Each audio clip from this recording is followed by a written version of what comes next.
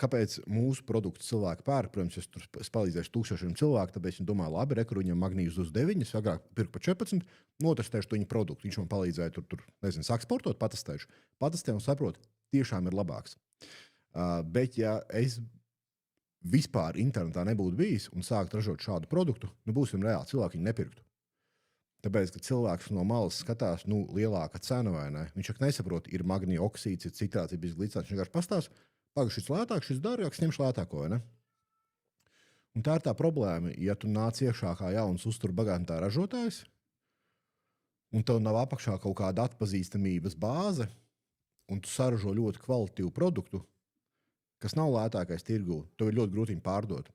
Un tāpēc visi jaunie uzņēmumi nāk vienmēr iekšā ar zemāko cenu. Tu nāc ar zemāko cenu, un tad cilvēks skatās, pēc tā palēto, paņem šito patestēšu, vai ne? Bet rezultāts tur baigi nekāds nav. Un uzturbagātinātāja industrija interesanti arī no tās puses, ka ļoti daudz cilvēku nopērk uzturbagātinātājus, un viņus pat nedzer. Teiksim, jau gan apņemšanās, nopirkšu vitamīnu, sākšu dzert, nopērku un pat nedzer.